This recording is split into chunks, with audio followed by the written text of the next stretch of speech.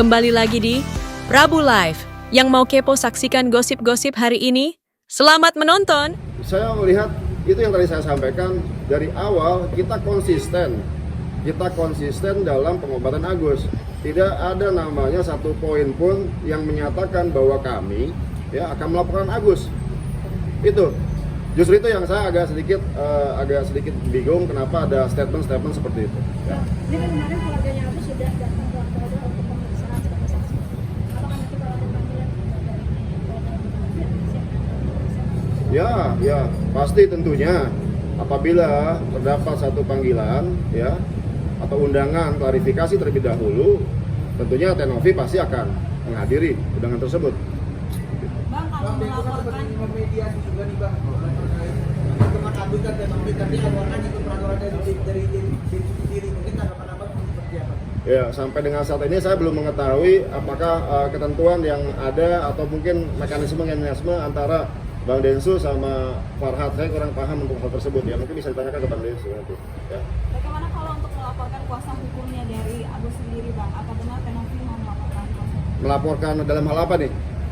Ada hal yang ada intimidasi? Ya, mungkin kalau kalian juga melihat apa yang saya sampaikan dari awal sampai akhir sampai dengan saat ini, prioritas utama adalah untuk penyelesaian donasi buat pengobatan Mas Agus.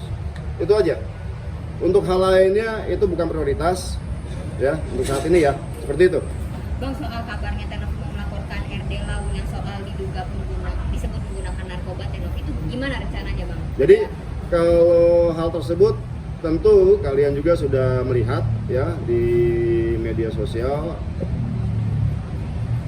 Tenovi sudah sedemikian rupa menanggapi dengan cara dirinya melakukan tes narkoba, tes urin, dan tes rambut. Itu sebagai jawaban kepada publik atas tuduhan-tuduhan ataupun dugaan-dugaan yang disampaikan oleh seseorang di media sosial. Terkait nantinya akan dilakukan upaya hukum atau tidak, itu bukan prioritas untuk saat ini. Seperti itu. Bang, artinya Abang melihat isu identitas dipasang atau kuasa hukumnya di kekuatan Abang sekarang buat step sendiri. Bukan, jadi begini. Sejak mungkin nanti Mas Gary akan sampaikan dari tanggal berapa historical ini kita bicara historical sehingga apa? Ada buktinya bahwa kami ini selaku pihak yayasan tentunya itu sudah mencoba untuk berkomunikasi dengan Mas Agus dan yang diwakili oleh pihak keluarganya melalui WhatsApp, melalui surat. Ada 2 kali surat dan surat itu kita follow up dengan WhatsApp dan lain sebagainya seperti itu. Itu yang mungkin bisa saya jawab. Bang, kemarin kan dari pihak Mas Agus sendiri mengatakan bahwa dari sendiri dia tidak masuk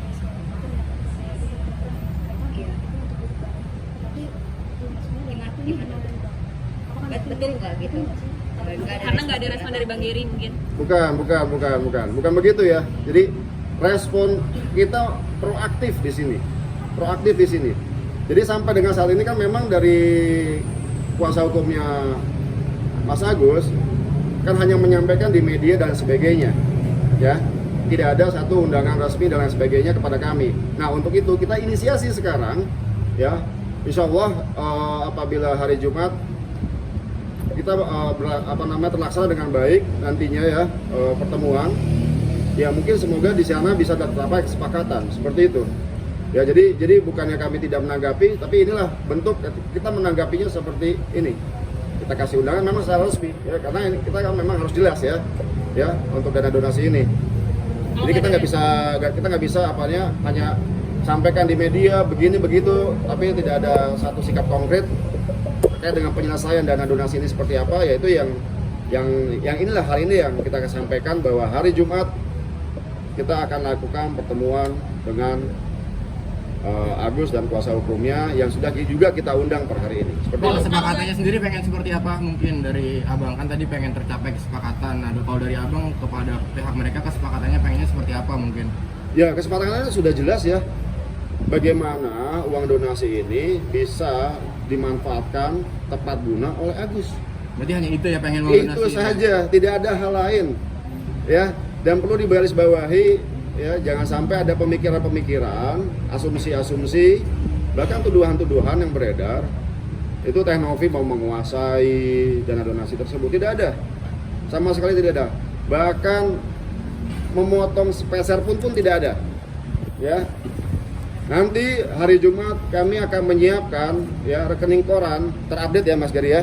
Besok kita akan print, kita akan tunjukkan ini loh dananya ada. Tidak ada pengurangan, pemotongan, pemakaian apapun selain daripada urusannya Mas Agus. Seperti itu. Terkait kuasa hukumnya yang mau mengaudit, Bang? Silakan saja, ada mekanisme yang diatur oleh undang-undang yayasan, ya.